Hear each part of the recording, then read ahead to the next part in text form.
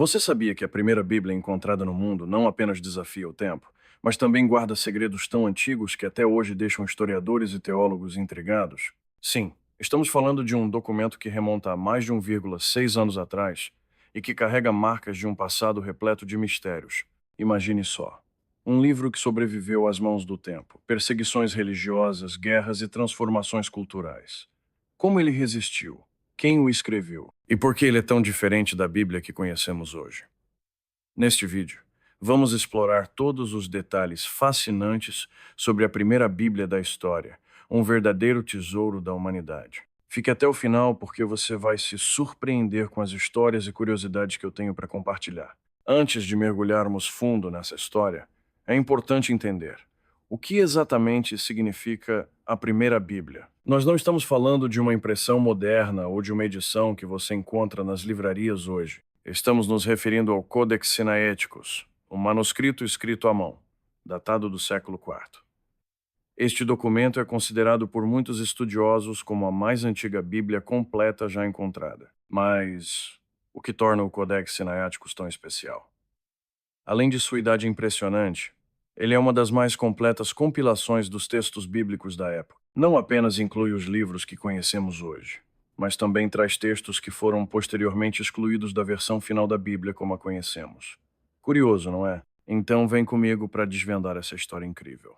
A descoberta do Codex Sinaiticus é digna de um filme de aventura. Tudo começou no ano de 1844, quando o estudioso alemão Konstantin von Tischendorf visitou o mosteiro de Santa Catarina, no Monte Sinai, no Egito. Ele estava em busca de manuscritos antigos e, para sua surpresa, encontrou partes de um texto muito antigo sendo usados como papel para acender fogo. Isso mesmo. Pedaços de um dos manuscritos mais valiosos da história quase foram destruídos por completo. Tischendorf conseguiu resgatar alguns fragmentos e, anos depois, retornou ao mosteiro, onde encontrou mais partes do documento. Eventualmente, ele conseguiu levar grande parte do Codex para a Europa, onde ele foi preservado e estudado. Porém, o processo foi cercado de polêmicas. Muitos acreditam que Tischendorf, mesmo sendo um estudioso dedicado, teria utilizado de meios questionáveis para retirar o manuscrito do mosteiro. E isso levanta uma questão até hoje. Onde realmente pertence o Codex Sinaiticus? Agora vamos ao que realmente interessa. O conteúdo do Codex Sinaiticus. Ele é composto por cerca de 400 folhas de pergaminho e inclui tanto o Antigo quanto o Novo Testamento. Mas, ao contrário da Bíblia moderna, ele possui alguns livros extras, como a Epístola de Barnabé e o Pastor de Hermas, textos considerados apócrifos hoje em dia. Uma curiosidade interessante é que o Codex Sinaiticus não foi escrito por uma única pessoa. Estudos indicam que pelo menos 4 escribas trabalharam na criação desse manuscrito, cada um com estilos de escrita ligeiramente diferentes. Além disso, revisores posteriores fizeram alterações no texto, mostrando que mesmo naquela época os manuscritos passavam por edições. Outra diferença fascinante é que alguns trechos famosos da Bíblia moderna simplesmente não aparecem no Codex Sinaiticus. Por exemplo, a história da mulher adúltera, em que Jesus diz: "Aquele que nunca pecou atire a primeira pedra", não está presente nesse manuscrito. Isso levanta muitas perguntas. Por que esses trechos foram adicionados depois? Quais influências culturais e políticas poderiam ter moldado a versão da Bíblia que conhecemos hoje? E tem mais. O Codex Sinaiticus foi escrito em grego koiné, a língua comum do mundo mediterrâneo na época. Isso mostra como o cristianismo se expandia rapidamente e tentava alcançar diferentes povos e culturas. O Codex Sinaiticus não é apenas um documento religioso. Ele é também um marco histórico.